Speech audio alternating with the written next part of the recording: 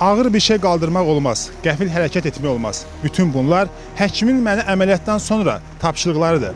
Amma bu barədə sonra. İndi isə biraz əvvələ qaydaq.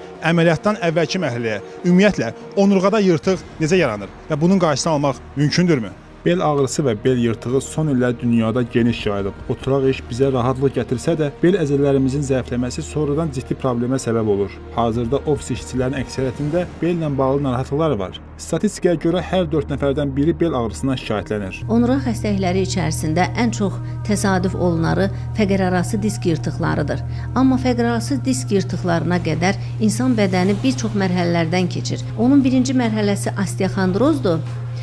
Bundan sonra protruziyadır, sonra fəqərarası disk yırtığı. Son vaxtlar şəxsi avtomobillərin artması da problemləri artırır. Bütün günün oturaq keçməsi nəticədə beldə problemlər yaradır. 1 millimetrdən 25-30 millimetrə qədər bizə fəqərarası disk yırtığı ilə müraciət eləyirlər. Amma elmin son nailiyyətləri bizə imkan verir ki, karsessiz, dərmansız, əməliyyatsız fəqərarası disk yırtıqlarının əməliyyata getməyinin qabağına alaq. Həkimlər deyir ki, onurğa sütunu problemləri hələ uşaq yaşından başlanır. Məktəbdə, evdə stol arxasında düz oturmamaq, hərəkətsizlik, passivlik buna səbəb olur. Gələcəkdə uşaqlarda bel əyriliyi, onurğa sütunu xəstəlikləri yaranır. Bugün 12 yaşında, 9 yaşında, 17 yaşında fəqərarası disk yırtığından uşaqları bura müraciət eləyirlər. Və anamnezdə nə aşkar olur? Vaxtından qabaq o uşağı ağır idmana qoyublar.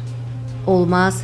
Əzələni nə bərkitməklə yumşaltmaq vaxtından qabaq olmaz. Onurğa sütununda problemlər son zamanlar daha çox gənclərdə müşahidə edilir. Bəzən belə hallar qəflətli hərəkət zamanı, həddən artıq ağır əşyanı qaldırana baş verir. Buna görə də həkimlər ehtiyatlı olmağı məsləhət görürlər. Onurğamda yırtıq var, onu əməliyyat etdirmək istəyirəm deyəndə nədənsə əksər insanların mənə sualı eyni oldu. Ağır nə qaldırmısan? Bu heç də sizin düşündüyünüz kimi deyil. Bunun başqa səbəbləri var.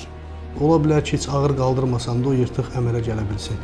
Yəni yırtıq bir günə, bir neçə saata, bir həftəyə əmələ gələn xəstəlikdir. Uzun müddətli onurğanın fiziki gərginlikdən və yaxud da heç fiziki gərginlik olmasın, uzun müddətli onurğada gedən proseslər nəticəsində əmələ gələn bir xəstəlikdir. Düzgün müalicə edilsə 80% hallarda bel yırtığını aradan qaldırmaq mümkündür. Vaxtında müalicə tədbirləri görmədikdə isə xəstəliyin ağır fəsadları əmələ gəlir və qiyməti çox baha olan cərrahiyyə əməliyyatı ilə nəticələnir. Hazırda belə əməliyyat 850-1500 manata başa gəlir. Onurğadakı yırtığın həcmi artdıqca, məsələn 8 mm və daha çox olduqda müalicələr öz effektini vermir və bu zaman əməliyyata ehtiyac duyulur.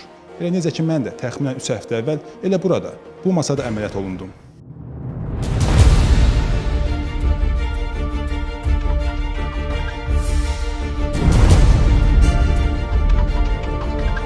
Əgər insanın onurğa sütununda sinir sıxılması varsa və bu sinir sıxılması insanın yaşamağına diskomfort yaradırsa, həyat tərzinə təsir edirsə və daha ağır nəticələr, nevroloji itkilər verirsə, artıq burada cərrahi müalicədən danışmaq lazımdır.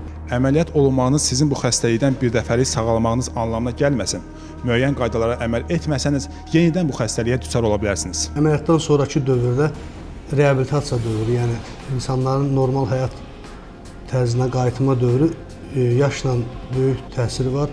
Yəni cavan adamlar reabilitasiya dövrünü tez keçirlər və tez sağalırlar. Reabilitasiya dövründə əsas birinci fiziki yükdən azad olmalıdır onurğa sütunu sakitçilik verilməlidir və əsas bu soyuq faktorlarından qorumaq lazımdır. Ümumiyyətlə, yırtıqdan əməliyyat olunmuş xəstə artıq bel, belə deyək, xəstə bel sayılır.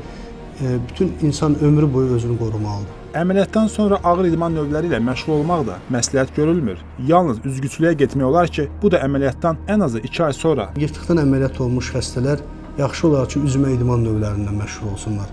Üzgüçülük idmanla məşğul olsunlar, bel əzəlləri bərkimək məqsədi ilə.